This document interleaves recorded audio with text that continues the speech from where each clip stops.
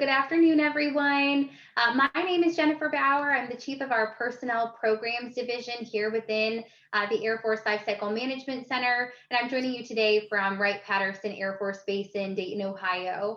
I would like to begin by welcoming each of you and truly thanking you for investing some of your time this afternoon to learn more about the Air Force Lifecycle Management Center, in particular, our software enterprise that we'll focus on today during our Ask Me Anything session.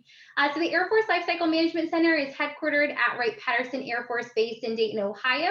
We're one of 6 centers reporting to the Air Force Materiel Command. So simply put, for the Air Force Lifecycle Management Center, our organization is charged with the lifecycle management of Air Force weapon systems from their inception until their retirement. So in other words, if airmen fly it, if they fuel it, if they transport it, if they drive it, wear it, shelter in it, if they communicate with it or drop it on targets, our organizations provide that. And we do this through 26,000 airmen, military, civilian, and contractor employees that are spread across 9 major operating locations and dozens of smaller sites across the world. So as you're each likely already aware, we are actively recruiting for talented individuals to join our Air Force Lifecycle Management team as civilian employees throughout our software enterprise to help us with delivering products and services that provide what the warfighter needs when they need it most. Our current recruitment campaign, it is currently open now through August 26, 2022. We do ask for all interested and eligible candidates to please submit your applications to us via our resume portal, and to provide us with your resume, your official, your unofficial transcripts, as well as a list of professional references. That'll help us with our resume review process.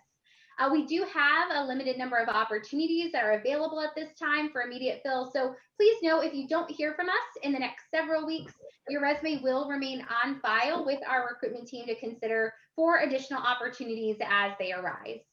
If you've not yet had a chance to do so, please visit the link that we will drop in the chat today. Again, you'll want to make sure that you provide us with your resume by August 26th in order to be considered. So now, with any further delays, we'll jump right into our Ask Me Anything session today. So as a reminder, our session today is scheduled to last for as long as we need, but up to the rest of the hour. So during this time, you'll have the opportunity to meet with subject matter experts who will help to answer your questions on our AFLCMC, our Air Force Lifecycle Management Center software enterprise, the exciting missions we support, and more. So after a few brief introductions, I will invite everyone, if you have a question, please raise your hand or come off mute. You can also post any questions that you might have for the panels today here within our chat. So we have a team on standby to help with addressing questions over the chat, and of course, we'll also vocalize as many questions as possible for our panel members to help us to answer today. All right, so turning our attention to our panel members, I would now like to introduce our panel members, and then I'll turn the floor to each of them to share with us some insight about their background, how they serve the Air Force Lifecycle Management Center today, and more. So joining us from Maxwell Gunter Air Force Base in Alabama, we have Lieutenant Colonel John Drummond. He's the CEO for Bespin. We also have Mr. James Crocker. He's the Chief Technical Officer, CTO, and Mr. Stephen Duffield. He's the Chief Engineer of the Bespin Mission Support System. Also joining us from Hanscom Air Force Base in Massachusetts, we have Mr. James Mcgovern. He's an engineer within the Commodities Infrastructure Branch Lead Engineer, and Mr. Stephen Clark, who's the Cyber IT Infrastructure Operations Branch Chief. Also joining us, we have from Wright-Patterson Air Force Base in Ohio, Mr. Christopher Eccles. He's the Cyberspace Operations Support Center Senior Functional. So now I'll turn the floor to each of our panel members today in order to provide a brief introduction. Lieutenant Colonel Drummond, the floor is yours. Hey everybody, I'm John Drummond, currently the CEO of Bespin Software Factory. So what we are is we do mobile and web applications. We're the only mobile software factory for the Air Force, so it's something that we're very passionate about delivering capability to our airmen across the spectrum. Been in the Air Force for about 23 years on the enlisted side and on the officer side as a cyber operations officer. So here at Bespin, we do have a wide range of cyber professionals and also acquisition folks. So looking forward to everyone's questions, and it's nice to meet everybody. Right, great. Thank you so much, sir. I'll now turn it over to Mr. James Crocker. Sir, the floor is yours. Hello, everybody. Off camera right now, but this shouldn't stop you from being, communicative and everything. I'm a 25-year IT professional, worked for IBM and Samsung, as well as 21 years in the military. I've done everything from electronic warfare to, JSOC and SEER operations and development in every which way you could imagine. So feel free to hit me up on everything, and I'm happy to be here to answer any questions. Thank you. Great, thank you so much. And I'll also welcome Mr. Adrian Oliver. Sir, I see you've been able to join us. Would you like to give a brief introduction as well? Hey, ma'am, thank you once again. Adrian Oliver, stationed at Gunter, new to Gunter, coming over from Warner Robins. I was section chief over in C-130 FMS. So glad to be on the team and excited about the folks we got coming. Thank you. All right, great. Thank you so much, sir. I'll now turn it over to Mr. James Mcgovern. Sir, over to you.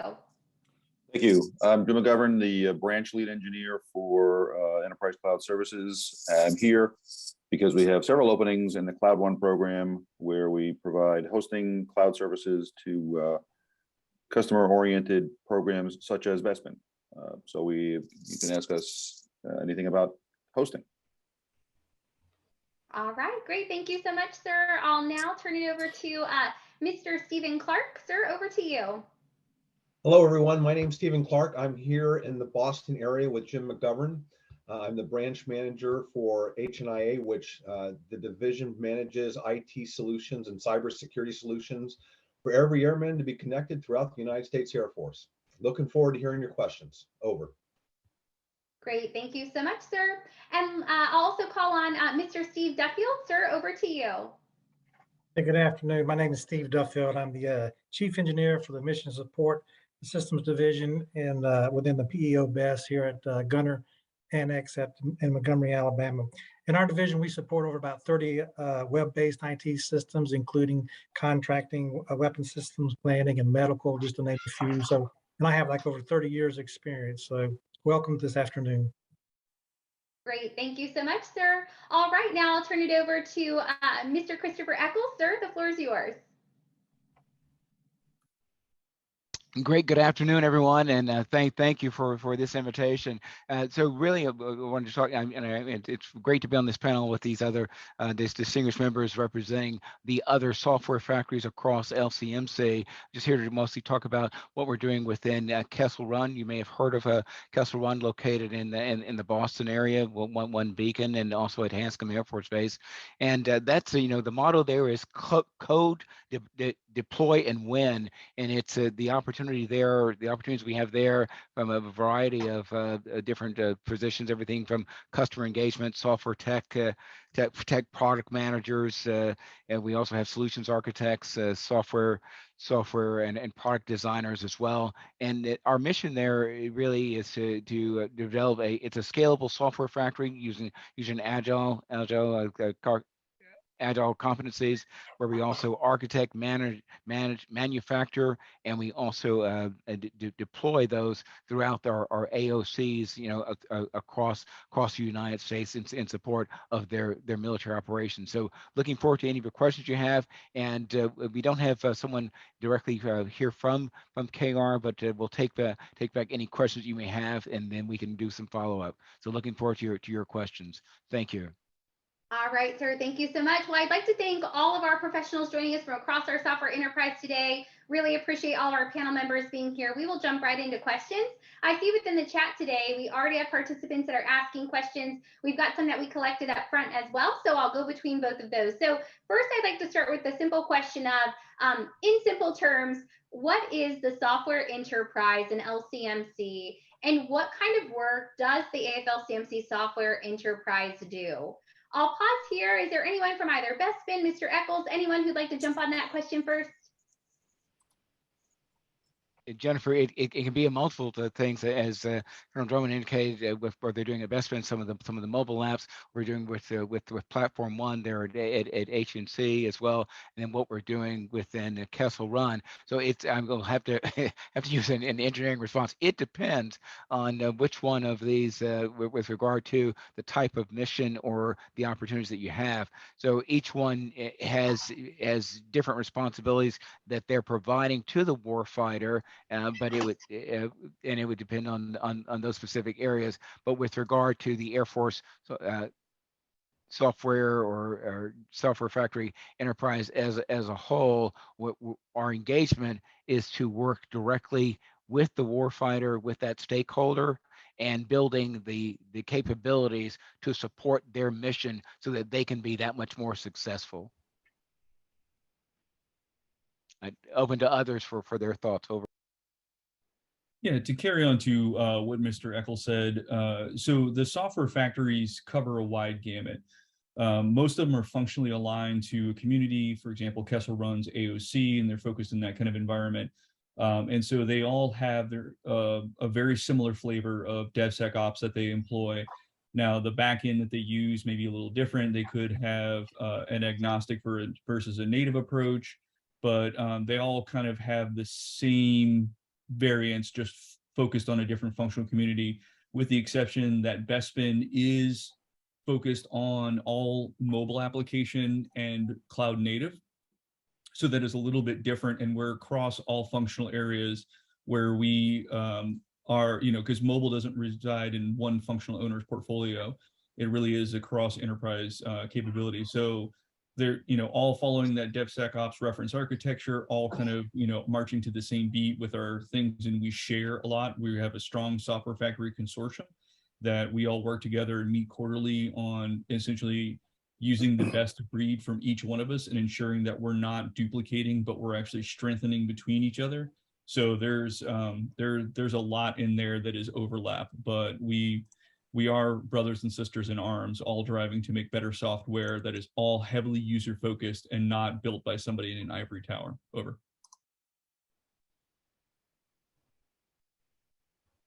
And in addition to the factories that are on, there are other factories associated with sustainment facilities at the Air Force depots that do write a lot of software for aircraft platforms, who are also increasingly adopting DevSecOps practices. So it is a very wide range. All right, that's great. Thank you so much to all of our panel members who chimed in on that one. So the next question is, so we've got individuals from across AFLCMC, from across our software enterprise. So tell us about some of the really cool things that your organization does. I know we have representatives, we've heard a little bit about Kessel Run, heard a little bit about Bespin. So tell us something really cool that you go home every night and think, we've done some really great stuff. I mean, what is it that makes our software enterprise so unique and so neat and cool about what we deliver every single day? So for any of our panel members who'd like to take that question, I'll pause here. So I'll go ahead and jump first for Bespin. We're a really unique kind of grassroots organization. It's 3 years ago, we started off at 9 people. Now we've grown to about 300. And so we do have a lot of young airmen that are brand new to the military that have a lot of great ideas, and we've done a good job of partnering with our vendor partners. So we do what we call paired programming, and that's where we have our airmen who are sitting down with industry-leading experts and getting up to speed. And really, it's a twofold. Not only on the commercial side are we gaining that experience rather quickly and upskilling our workforce, but also for that commercial sector to be gaining skills from those young airmen and being able to see what troubles and what issues and what things that an application can solve so they're more effective at doing their job is definitely a huge win. And I get blown away every single day by the innovation that happens here at Bespin. So for me, that's probably the proudest thing that we have going here. But we have so many other things I could spend the next hour talking about, but definitely for me, that's the top piece. Over.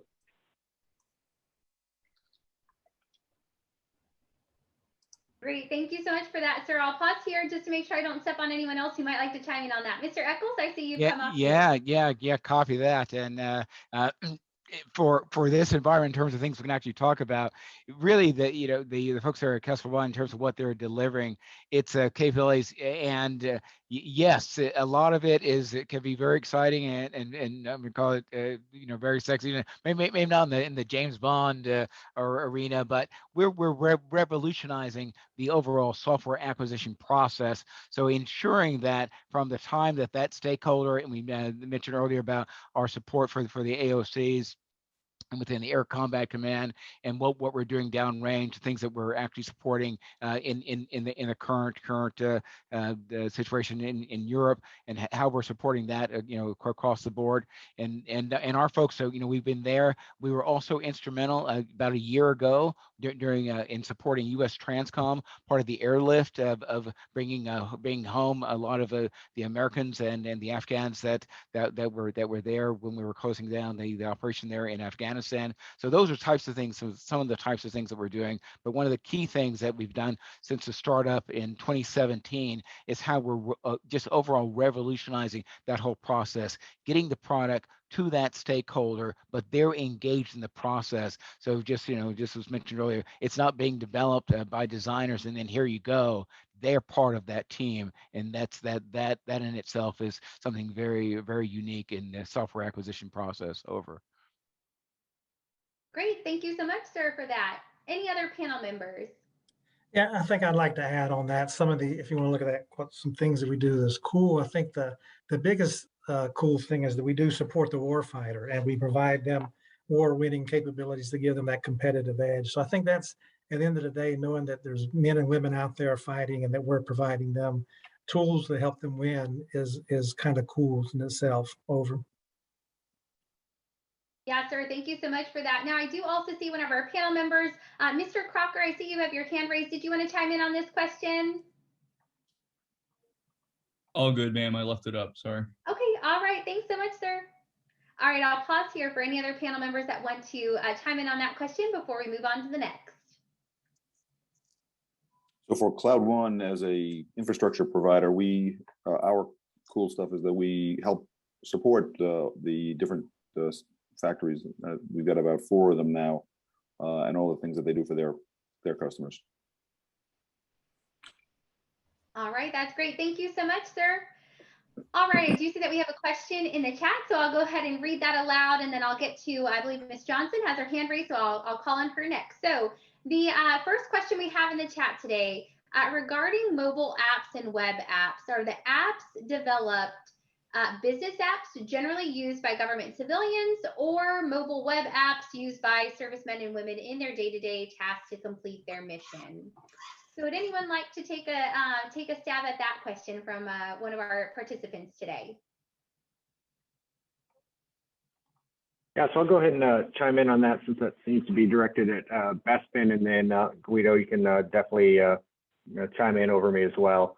But Guido did mention that for Bespin itself and for our mobile capabilities, we are one of the only software factory that's not functionally aligned. And so what we mean by that is that we can support anybody from an HR system to A3, which is air ops, to common info programs, logistics programs, any sort of portfolio that's out there across our Air Force. We're really able to take any of their requirements for mobile and web capabilities. We have our own internal programmers, or they can also, we also have what we call a CI/CD pipeline that is fully approved up to an IL4 environment. And so with that, we can really support any customer out there. We're not only limited to Air Force, we also have DoD partners out there that we are able to support. And it's anything from flight gear, to ordering aircraft parts, to really childcare. And so that's really kind of the wide spectrum that we're able to do here at Bespin. But definitely it's business applications across the entire portfolio. But Guido, if I missed anything, please go ahead and chime in. No, that's 100% spot on, sir. I think really to kind of put it in perspective for people that may be trying to draw a parallel is, we do up to IL5, but the if you think about it from your banking application, so your banking application resides on your mobile device and any kind of web interface that you want. And the logic is all abstracted to the backend and to the cloud instance. So that is like one of the most parallels that we could give of how BestSpin operates, because it doesn't really, it can't cater to one or the other. It has to be a holistic solution so that we can meet people that are deployed in an edge environment, or if they're sitting behind a desk somewhere, and be a holistic provider for new software and capabilities. Over.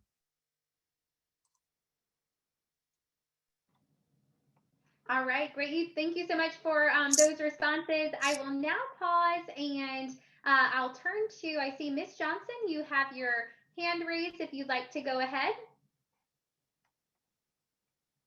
Hi, are you able to hear me? Yes, I can. Oh, okay. Hi, everyone. Afternoon. So I too am without visual, but I will agree that is not stopping me from communicating. So my question is for the Alabama locations. So during the introduction, it was mentioned positions for IT along with some acquisitions backgrounds. So I want to know, is there any openings or anyone seeking to fill in positions for the logistics background?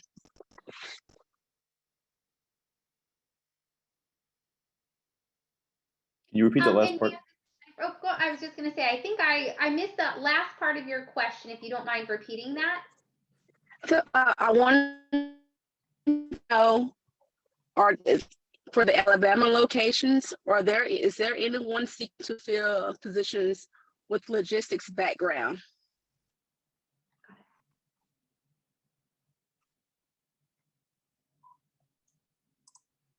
All right, thank you so much for that. So I'll pause here. So Amber, I'll quickly call on you. In terms of the positions that we're targeting for this event, I know that you posted a link to where we've got the targeted positions that are listed, as well as our landing page. Correct me if I say this wrong, but I think at this point we're accepting resumes from any type of a background, whether it's logistics, program management, cyber operations support, engineering, etc.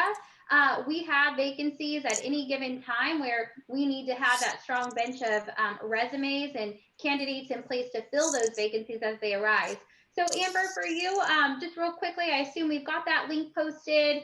Are you aware if we have any at this time that are specifically our logistics functional?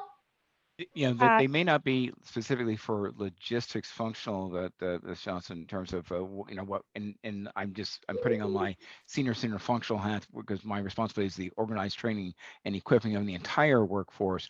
So if within your logistics background you also either have some software development or program management experience, in addition to that, it's very helpful to know that that you understand the logistics, the life cycle, the deployment of capabilities. So if that's included as part of your background, then my recommendation is that you include that when you submit your resume, so that we can look through that and see where your skill set, based upon your background in education and experience, can then add value to any of those particular areas. Now, what I don't have, and Amber can talk more about what the actual offerings are within BestSpin for those types of responsibilities. Over. Yes, thank you. So we don't have any specific logistics positions, but like Mr. Eccles said, so it doesn't stop you from applying to any of the other positions we have open. I did post a link that will take you to all the positions that we are targeting for this event, and it also provides a brief description of each one of them. So if you want to check that out, that might help make a decision on which positions you want to apply for. But also, if you do apply and want a logistics position, we can also help make sure someone within that functional gets a copy of your resume for consideration for future vacancies.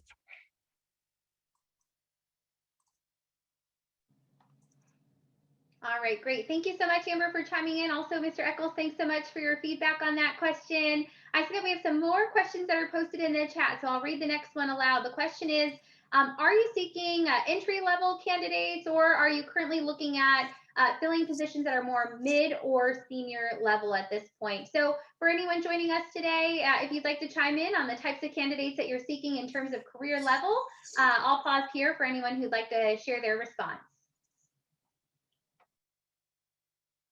Copy, and again, that would be all the above. So when we say entry level, someone that does not have either is your background in either in Python or your program management, something from that level, and you don't have, let's say, 10 to 15 years of experience, but you do have a good understanding. You've done gaming or things of that nature. So that, yes, we do have, and we use. Throughout the how we make those selections, it's going to be based upon what your experience in education is, and also the types of things that you have some interest in doing. So if you have gaming background, if you've done some program management, those are areas that we do make some consideration for, and those job offerings are also posted on the Kessel Run site, so you can take a look at those different types of offerings. But as far as developmental positions, those are reserved for a program called Palace Acquire, and those you go through rotations from an entry level to being, I'm going to say, from a journeyman out placement in those capacities. But you do learn as you are in those programs to be outplaced into those types of jobs. Over. To jump on to what Mr. Eckel said, the software factories operate in a slightly different construct. If you look back at Apple and Google and a few others, is they really ditched their formal education process in lieu or in favoritism for actually repeatable demonstrated performance and the capabilities that you bring. So whether you've been at it for 3 years or you've been at it for 30 years, it's about your ability to deliver capabilities to the mission, irregardless of your, degree or whatever background. So it's a capabilities matrix instead of a checkbox matrix. If that, and I don't want that to sound crass, but we are focused on delivery overall.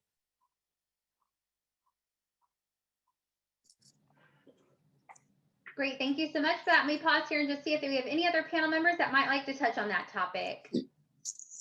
Yeah, for Cloud One, we've got one computer scientist, about usually I'd say 8 to 10 years experience opening in Gunner, and an engineer here at Hanscom as well, but for the Cloud One lead engineer, which is arguably the best engineering position in Hanscom.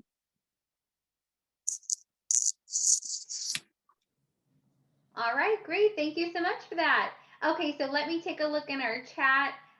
Let's see the question. We do have a hand raised, actually. So I see Delina Vaughn, do you have your hand raised? And if you'd like to go off mute, you can go ahead and say your question aloud. Can you guys hear me? Yes, we can. Okay, so I had a question regarding what was listed in the that was sent in the chat. So I see IT specialist listed quite often, but I don't see any wording that says, specifically software developer, project manager, software engineer. Does that just all fit under IT specialist for you guys?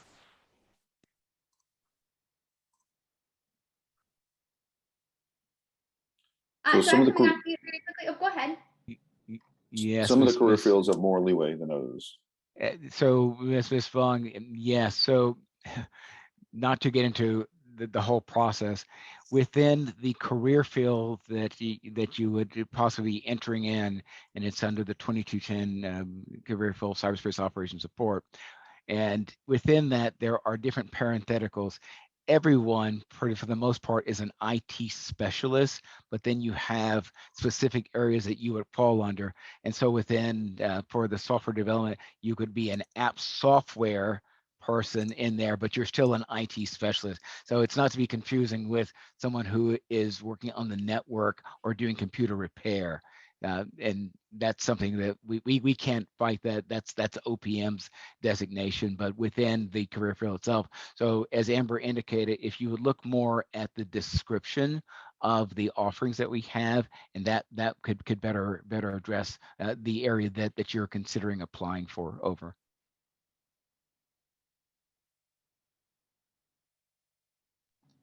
All right, great. Thank you so much, Mr. Oh, I'm sorry. Go ahead.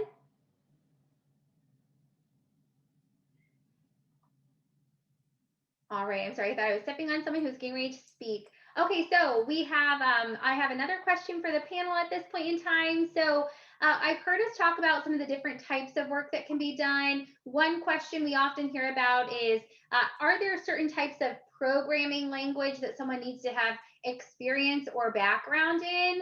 Does this vary by program, or does it not? So the question will really be for the panel members to answer. Within your program, do you require knowledge of certain types of programming language? If so, what are they? And what if someone's not experienced in that? Is that a showstopper, or are there opportunities for them to learn and to grow in that particular programming language that might be specific for your area? I'll throw my hand up on that one. So for instance, if you have Kubernetes background, if you have Python background, if you have other programming languages for software development, those are the things that we would want to consider. And I believe was mentioned earlier, while we're looking at your experience in those types of things, if you have the propensity to learn something else, then we can provide some education and training, but we are looking at what has been your experience up to then, and what you have an understanding of when you come into a team where your skill set best fits within the other members of that team, whether that's going to be in product development or in customer engagement. But if it's specific to the programming language, those would be things that we would be looking for in your resume that you would have some experience in over.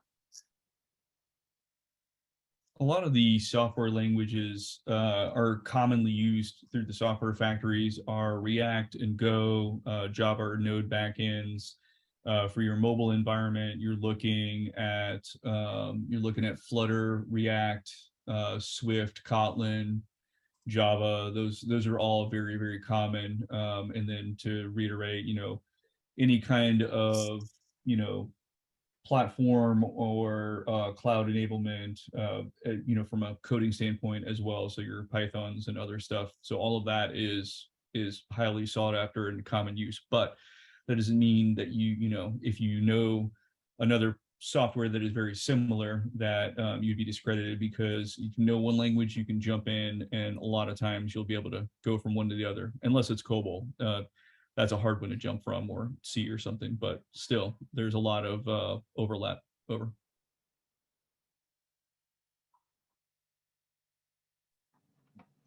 Great, thanks so much for that response. All right, so Guido, you're telling your age if you're talking about common oriented business language. Yes, sir. I learned assembly and Ada and such. So not to date myself, but apparently I was a master at assembly. So there you have it. All right, and I see that we have a hand raised from Delina. Go ahead.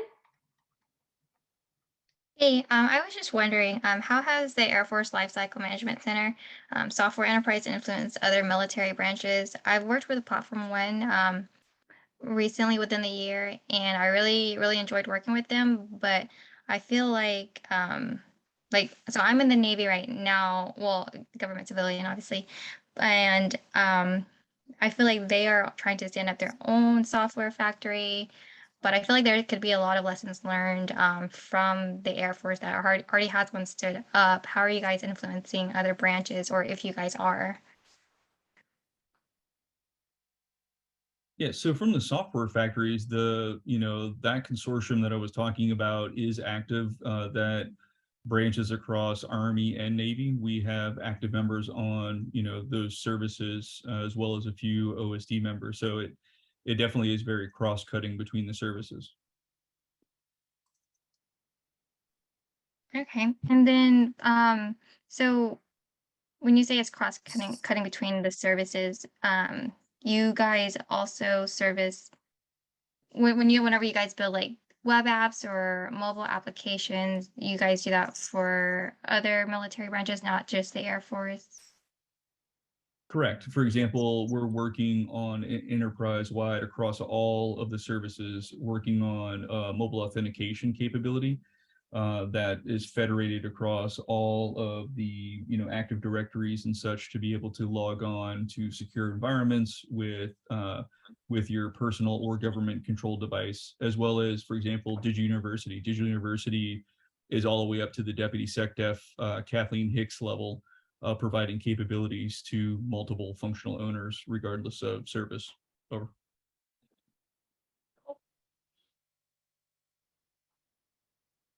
And copy. In addition to that, the responsibilities that we have is also part of JADC 2, so that is multi-service as well. The capabilities that are being developed for that. But yes, so they're as Guido indicated that those things are discussed at that level. But I'm not exactly apprised of anything specific that was developed for other services. Over. And to jump in, Cloud One is a multi-service provider as well. So cloud isn't limited to one organization. It is for all. Thanks, Guido.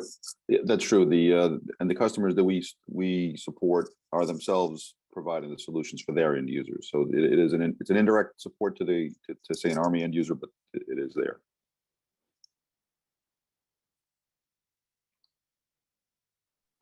I also see that we have a hand raised for Mr. Robinson. I think that you're a SME joining us today. So, sir, did you want to chime in on that question? Sure. I simply wanted to let Ms. Young know that, PEO, BES, we support Army, Navy, Air Force, Marines with a cargo movement operating system. Just think of it, that's the UPS application of the Department of Defense, if you will, how we ship things from point A to point B and track them wherever they are. We support other Navy applications for tracking cracks in aircraft.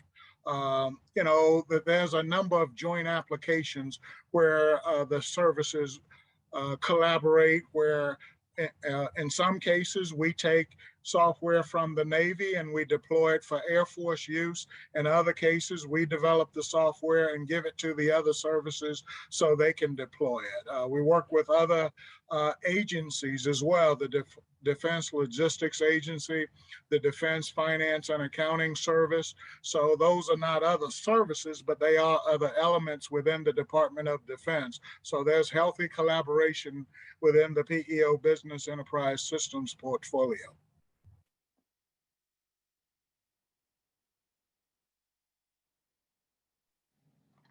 Perfect. Thanks so much, sir. So let me pause here. I think I saw some additional individuals come off mute that might be part of our panel today. Let me just pause here if anyone else wanted to chime in on that question. All right, seeing none. So I think we'll move on to our next question at this point. So we've talked a little bit about what our organizations do, programming languages that are utilized, et cetera. So aside from that, or those technical skills, et cetera, what types of skill sets are you looking in ideal candidates for within your different programs? Are there any that you think are critical and that are ideal to have for candidates coming in? If so, can you share some of those with us today?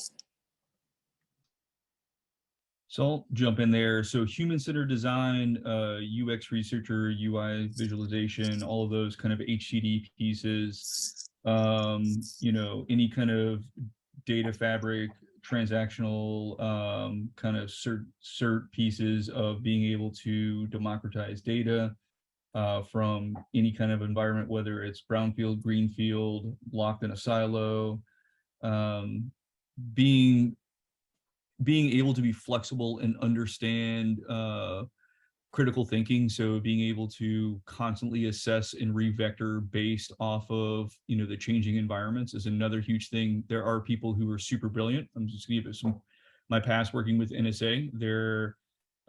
There's people that are amazingly brilliant, but working with them is incredibly difficult because they only stare at their own shoes. We need people to be able to kind of like lead and own and revector very rapidly throughout these kind of software environments as the threat in the mission constantly changes. So we have to revector accordingly. Over. Truer words were never spoken, that the capability to work within a team is very important, in addition to the skill set that you bring from your software capability or languages, whatever you have. But certainly within Castle Run, we're looking at folks who have that customer engagement, or you have worked within the air operations centers. You understand what their mission is.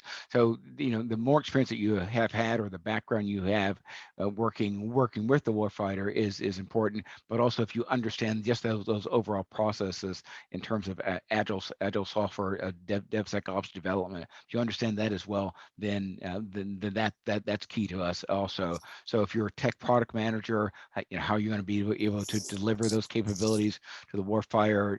Solutions architect, working with those as well, and then anything that's related to product delivery and overall design. So all of those are some of the background and skill sets that we look for in your experience in considering you for an opportunity. Over. Great, thank you for that. Now I do see, I believe Mr. Mcgovern, you might be off mute right now. I do just want to check, did you have anything else that you wanted to add to that question? I did, and actually I've been off mute because I'm using my phone and I don't want to knock it over.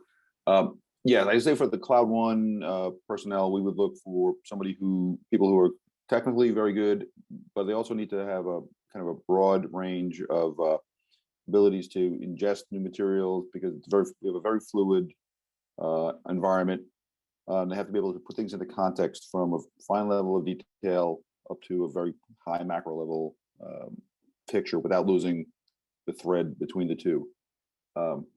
I think, and be able to articulate what it is you want to get across better than I'm doing now, because we do have such a wide range of customers who view the world very differently. Absolutely. If I could chime in, I would say we're looking for folks who have great problem-solving skills, who can go through a problem-solving methodology, irrespective of the technology. We would look for someone who has a healthy hunger to learn new things. The Air Force is definitely transitioning to new technologies, and that's requiring us to learn how to make the transition from yesteryear's technology to tomorrow's technology. And as Mr. Mcgovern just mentioned, the ability to communicate. Many of the people with requirements for information in the Air Force, they are not the most technical folks when it comes to software and information delivery. However, they know what they sort of need to do their job. And so it is often helpful to have someone who's able to listen and to be able to translate that, so that as we reach out to commercial industry partners, we can translate the different ways that people say I need X, Y, Z in such a fashion that when we communicate to the technical providers in industry, we can accurately help them to hone in on our requirements. Thank you. Great, sir. Thank you so much for that.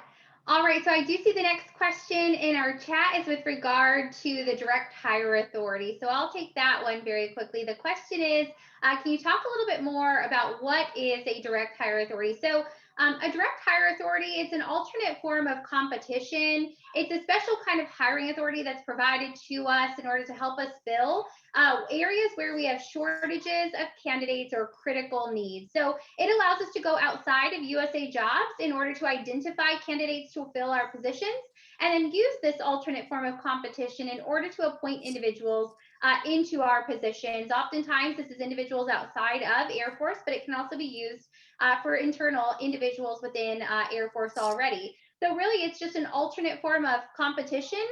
It's where we are not necessarily going out to USA Jobs through a traditional method in order to gather your resume, go through the review, the down selection process that's through USA Jobs, but instead opens up the aperture for us to do forums such as this together your resume through our tool that we've posted in our chat today, to use things like Salesforce, like LinkedIn, just to name a few. So that's really what the direct hire authority is. It's how we go about appointing individuals and directly appointing them into our positions. And it's simply a unique, special kind of hiring authority that's provided to us based on the criticality of our positions and the shortage of available candidates generally to fill some of our vacancies. All right. So let me pause here and just see if we've got any other questions in the chat. I think so far we've answered everything at this point within our chat. So the next question that I'll provide to the panel today is, are there any additional requirements, maybe from a certification standpoint? Can you talk about certifications that might be needed if an individual is being considered or if they're hired and selected? Maybe acquisition certifications or other unique ones for the types of positions that we're currently hiring for. So not so much on maybe their education, experience, etc., programming language experience, but instead, are there unique certification requirements required for these positions? So here's one that's very broad for all of the different, hiring authorities here is any of the 8570, 8140 certificates. So this is a DoD regulation that kind of says if you have privileged access to any systems of record, based off of the severity of that access, you will need to have some kind of cert. Most of the time it's like Security Plus as an IAT level 2, or if you have a higher position, it could be like a CASP or a CISSP or something like that. But there's an entire chart that you can look at on the DISA website. I think it's IASE something. I'll have to look it up if needed. But it'll have the whole list of certifications, and it's based off of your job roles and being able to access whatever the systems are behind the protected boundaries. Over.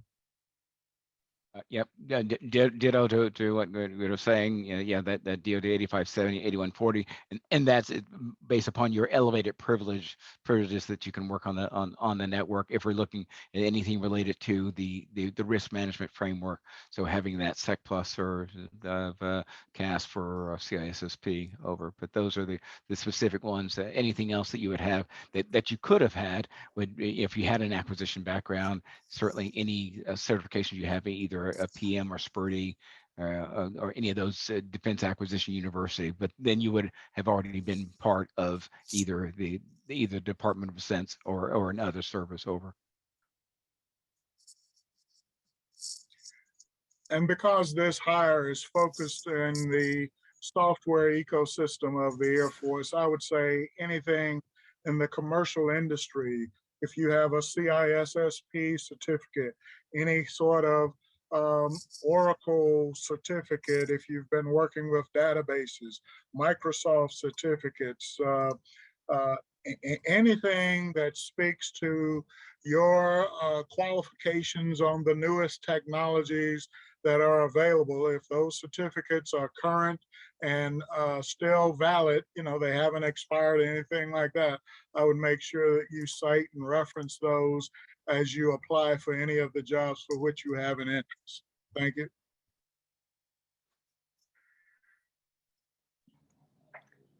Great, thank you so much. Is there anyone else like to chime in on that one? Yes, for the Cloud One positions, especially the lead engineer, we would look for a top secret or person who's able to be cleared to top secret.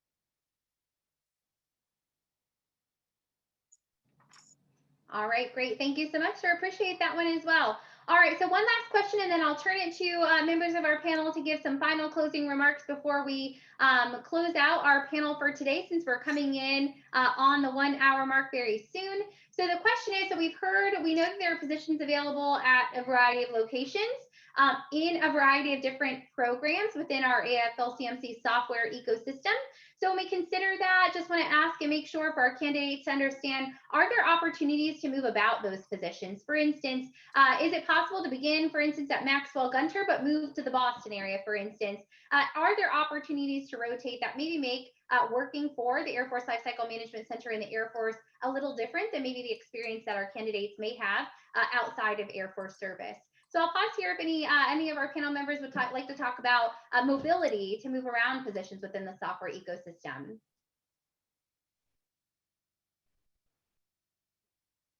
I'll jump in here. It's certainly something that we're currently looking at. Some of the things that because of either how the development process, so if you understand the development process, and there's other opportunities at another either platform one or in Kessel One or in Bespin or an agency that or even in cloud one, if you meet those requirements, then certainly because you're part of the Department of Air Force community at that particular time, then the opportunities are available to you to submit your resumes for those types of jobs. But and as Jennifer mentioned, within our capability for either DHA or EHA expedited hiring authority, then we can make those considerations also. But yes, we do use that. And what would be important for you is if you're joining and developing your individual development plan, to be able to state what your intentions and goals are. And so that way you can be vectored towards those opportunities in those other areas. And we make sure that you're getting the education and the experience so that you can be competitive for those types of jobs. So it's something that each individual could make a determination of if they wanted to be much more mobile. But we do have opportunities where you can work either in a telework capacity that would allow you to work in those other areas as well. Over.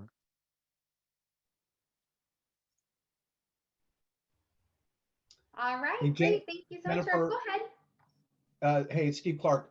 I want to jump in here because I've been back as a civilian 11 years, and I've moved 3.5 times in those 11 years. So the one thing I wanted to mention here is the opportunities for advancement, for travel, for relocation, for further training within the Air Force are unparalleled. And I want to encourage people that are thinking about that this is a great place. Again, so many opportunities to move and travel with your family, both here and overseas. I want to jump in and say that. So that's my 2 cents. Over.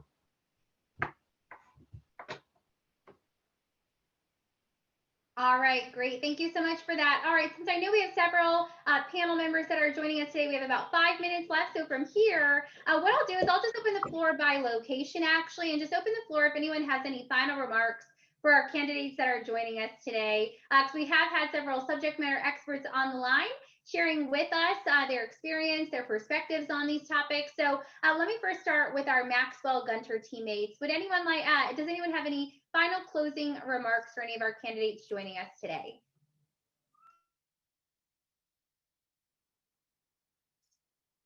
Yes, I guess I'll go ahead and jump in for Bespin and for overall for PEO BES. There's a lot of great opportunity here in the Montgomery area. For folks, I initially didn't like the Montgomery area, but I got here and I absolutely love it, and I'm not going to leave. It's a fabulous place for a family, fabulous outdoors activity. And then even within, for my own organization, for within Bespin, the culture and the organization that we have here is something that I've never experienced before in my 23 years of being in the Air Force. And so just being able to have a culture that we believe in ideas over rank, being able that, no matter if you've been part of the team for a day or you've been here since the very, very beginning, that if you are the true subject matter expert, you're going to be put on that and you're going to lead it to the very end. And being able to give people that flexibility and then the opportunities to partner amongst all the other different software factories is really, really unique for this area. But definitely looking forward to anybody that's interested in applying in any sort of during the interview process. And please just give us consideration, and we're looking forward to having you a part of the team.